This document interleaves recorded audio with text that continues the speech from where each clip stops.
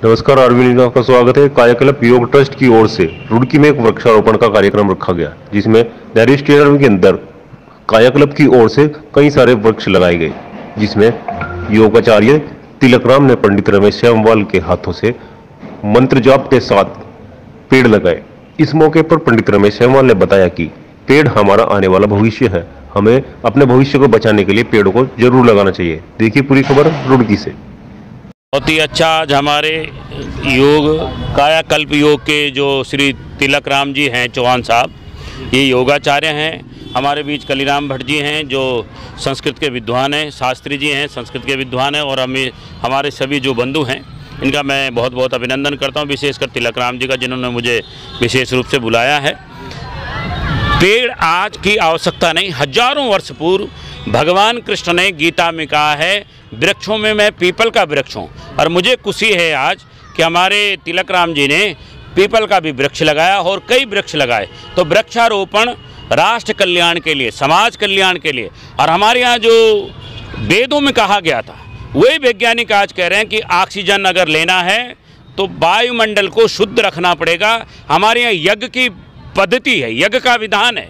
जब हम यज्ञ करते हैं आम की लकड़ियों से और हवन सामग्रियों के द्वारा, तो उस यज्ञ के द्वारा वायु प्रदूषण दूर होता है, वायुमंडल शुद्ध होता है, समाज में जो कार्बन डाइऑक्साइड है वो समाप्त होकर के ऑक्सीजन प्रचुर मात्रा, ऑक्सीजन मतलब प्राण वायु ऊर्जा।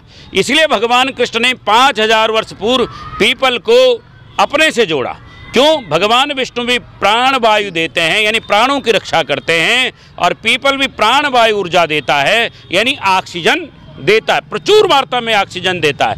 हमारे यहाँ हिंदू धर्म में गाय माता भी ऑक्सीजन प्रदान करती है, बट का वृक्ष ऑक्सीजन प्रदान करता है, तुलसा वृक्ष हमारे लिए विटामिन प्रदान करता है। तुलसा वृक्ष ऐसा है जो हमारे काया को शुद्ध और पवित्र बनाता है। तो हमारे जितने भी, चाहे बट वृक्ष हो, पीपल का वृक्ष हो, बेल का वृक्ष जहाँ धार्मिक महत्व का वृक्ष है, वहीं बेल पत्तियों के द्वारा, बेल फल के द्वारा हमारे शरीर का शोधन होता है और शरीर के रोगाणु विषाणु नष्ट हो जाते हैं। तो वृक्षारोपण आज की अति आवश्यकता है। जब हम इस कोरोना काल में चल रहे हैं तो आज हमें आयुर्वेद की वो पद्धति याद आती है जिसमें पेड़ पौधे और वृक्षों का अति महत्व था, चाहे वो जड़ी बूटियों के वृक्ष हों। हनुमान जी महाराज ने उत्तराखंड में ही वो स्थान आज भी है जहाँ से संजीवनी बूटी लेकर के गए थे और लक्ष्मण भ्राता के प्राण बचे थे। तो संजीवनी बूटी क्या थी? प्राण वायु ऊर्जा देने वाला वृक्ष, औषधि।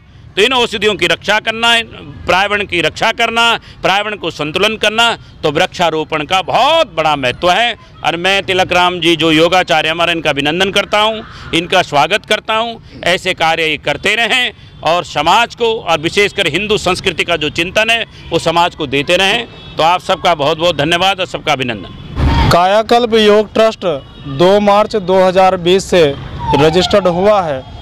लगातार प्रति माह कोई ना कोई कार्यक्रम इसके द्वारा हो रहा है। आज के दिन वृक्षारोपण का कार्यक्रम आयोजित किया था, क्योंकि वृक्ष हमारे जीवन के लिए बहुत उपयोगी है। अभी ज्योतिषाचार्य श्री रमेश श्यामवाल जी ने विस्तार पूर्वक इसके विषय में जानकारी दी है। हमने एक श्लोक के माध्यम से भी सुना है, अमंतरम अक्षरम नास्ति, नास्ति मूलम न औषधम, अयोग्य पुरुषो नास्ति, नास्ति योजकस्तत्र दुर्लभ। इसमें जो हमने सुना है कि दुनिया में ऐसा कोई भी वृक्ष नहीं जिससे औषधि नहीं बनती है, अर्थात वृक्ष हमारे लिए आर्थिक, धार्मिक और स्वास्थ्य के लिए बहुत ही उत्तम है। विस्तार पूर्वक बहुत ही जानकारी ज्योतिषाचार्य जी ने इसके विषय में दी है। ऐसे ही कार्यक्रम प्रति माह किसी न किसी रूप में चलते रहेंगे। आप सभी को धन्यवाद दूंगा, चौहान साहब को भी धन्यवाद दूंगा कि आप पर्यावरण के लिए इतना अच्छा कार्य कर रहे हैं। मैं एक बहुत अच्छी बात देना चाह रहा हूँ, पंडित जी भी महोदय की बात रुड़की शहर सुनता है, हमारी बात भी सुने।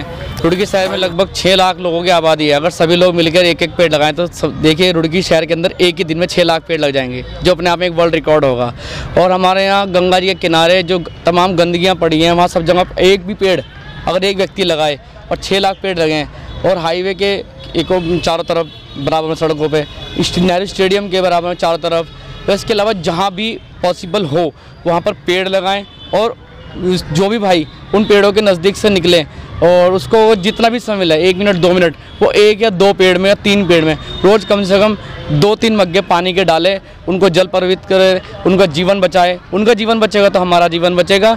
और हम इन ऑक्सीजन देने वाले वृक्षों को अगर हम इनको जीवित रखेंगे तो यही वृक्ष हैं जो हमें जीवित रखेंगे, हमारा जीवन को कुशलता देंगे। हम बस यही चाहेंगे कि समस्त रुड़की, समस्त प्रदेश, समस्त देश वह हमारे सनातन धर्म के जितने भी लोग हैं, जिस भी ब्रह्मांड जहाँ जहाँ रहते हैं, वह सभी लोग जीवन में कम से कम 365 दिन आते हैं साल के, उसमें एक दिन 1 पेड़ तो अवश्य लगाए।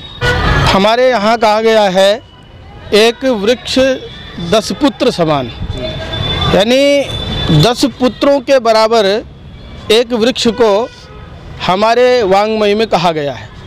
तो इससे ही यह बात बहुत स्पष्ट हो जाती है कि वृक्षों का जीवन में कितना महत्व है।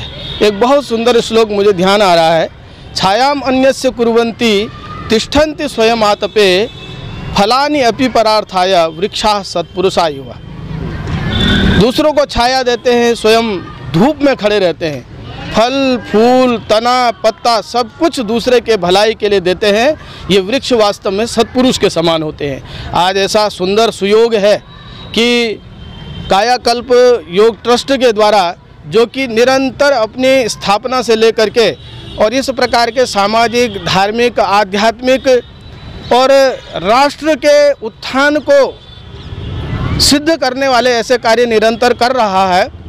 आज उसी श्रृंखला में इस नेहरू स्टेडियम में वृक्षारोपण का कार्यक्रम एक बहुत ही परम पुनीत कार्य किया गया।